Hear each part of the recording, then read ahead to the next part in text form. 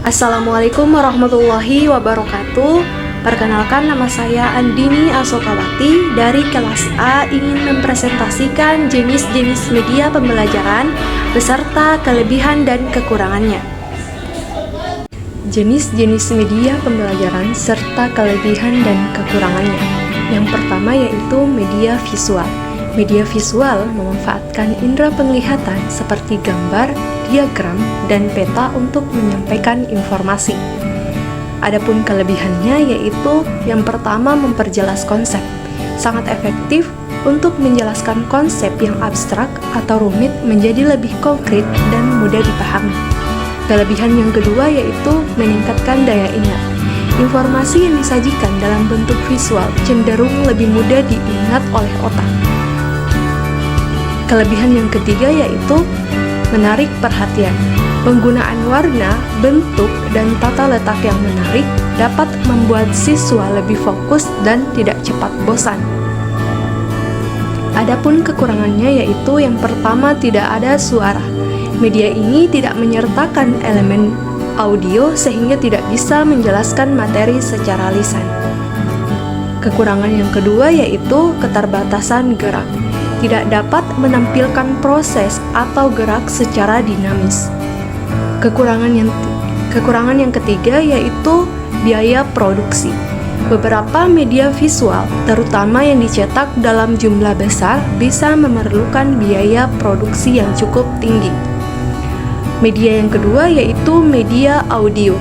Media audio seperti radio atau rekaman suara berfokus pada indera pendengaran untuk menyampaikan pesan. Adapun kelebihannya yaitu yang pertama, mengembangkan imajinasi. Karena hanya mengandalkan suara, media ini mendorong pendengar untuk berimajinasi dan memvisualisasikan sendiri materi yang disampaikan. Kelebihan yang kedua yaitu fleksibel dan praktis. Bisa didengar di mana saja dan kapan saja, bahkan saat melakukan aktivitas lain seperti saat bepergian. Kelebihan yang ketiga yaitu biaya terjangkau. Relatif lebih murah untuk diproduksi dan didistribusikan dibanding media lain. Adapun kekurangannya yaitu yang pertama, membutuhkan konsentrasi tinggi. Pendengar harus benar-benar fokus agar tidak melewatkan informasi penting karena materi disampaikan secara linear. Kekurangan yang kedua yaitu tidak cocok untuk semua materi. Sulit digunakan untuk menjelaskan materi yang memerlukan visualisasi seperti anatomi tubuh atau peta. Kekurangan yang ketiga yaitu tidak ada visual. Ketidakadaan gambar atau video dapat menyulitkan pemahaman, terutama bagi mereka yang memiliki gaya belajar visual atau audio visual. Media yang ketiga yaitu media audio visual. Media audio visual seperti video dan film menggabungkan elemen suara dan visual untuk pengalaman belajar yang lebih lengkap. Adapun kelebihannya yaitu yang pertama, menarik dan komprehensif. Menggabungkan gambar, bergerak, dan suara sehingga dapat menjelaskan materi yang rumit secara detail dan nyata. Kelebihan yang kedua yaitu meningkatkan motivasi. Efektif untuk menumbuhkan minat dan motivasi belajar karena sifatnya yang dinamis dan menghibur. Kelebihan yang ketiga yaitu mengatasi keterbatasan ruang dan waktu. Dapat menampilkan peristiwa yang sudah berlalu atau tempat yang jauh seolah-olah terjadi di depan mata. Adapun kekurangannya yaitu yang pertama, satu arah. Komunikasi cenderung satu arah, kurang interaktif kecuali guru melakukan sesi diskusi setelahnya. Kekurangan yang kedua yaitu biaya dan keterampilan. Pembuatannya bisa sangat mahal dan membutuhkan peralatan serta keahlian khusus. Kekurangan yang ketiga yaitu ketergantungan teknologi. Membutuhkan listrik atau perangkat pendukung yang bisa menjadi kendala jika sarana tidak memadai. Media yang keempat yaitu media cetak. Media cetak seperti buku dan modul adalah media tradisional yang sudah lama digunakan dalam pendidikan. Adapun kelebihannya yaitu fleksibilitas penggunaan. Dapat dibaca kapan saja dan di mana saja tanpa perlu perangkat elektronik atau listrik. Kelebihan yang kedua yaitu mandiri dan berulang.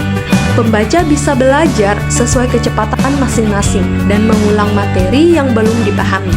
Kelebihan yang ketiga yaitu dapat menjadi referensi. Dapat menjadi referensi sangat mudah untuk disimpan dan digunakan sebagai sumber referensi yang permanen. Adapun kekurangannya yaitu yang pertama kurang interaktif, tidak dapat menampilkan gerak dan suara, sehingga kurang dinamis. Kekurangan yang kedua yaitu rentan rusak, mudah sobek, basah atau hilang jika tidak dirawat dengan baik. Kekurangan yang ketiga yaitu cepat usang. Informasi yang termuat di dalamnya bisa menjadi tidak relevan seiring berjalannya waktu dan sulit untuk diperbaharui. Media yang kelima yaitu media digital. Media digital seperti aplikasi dan e-learning adalah media modern yang memanfaatkan teknologi komputer dan internet. Adapun kelebihannya yaitu interaktif dan dinamis. Sifatnya yang interaktif membuat siswa lebih terlibat aktif, misalnya melalui kuis, simulasi, atau game edukasi. Kelebihan kedua yaitu akses luas dan cepat. Materi dapat diakses oleh banyak orang dan berbagai lokasi dalam waktu yang singkat. Kelebihan yang ketiga yaitu fleksibel waktu dan tempat. Pembelajaran dapat dilakukan kapan saja dan di mana saja, sangat cocok untuk pembelajaran mandiri. Adapun kekurangannya yaitu yang pertama ketergantungan teknologi. Membutuhkan perangkat seperti komputer, HP, tablet, jaringan internet yang stabil, dan listrik. Kekurangan yang kedua yaitu minim interaksi sosial. Jika tidak dikelola dengan baik, media ini dapat mengurangi interaksi langsung antara guru dan siswa atau antar siswa. Kekurangan yang ketiga yaitu keterbatasan akses. Tidak semua siswa memiliki perangkat atau akses internet yang memadai, sehingga menimbulkan kesenjangan digital. Sekian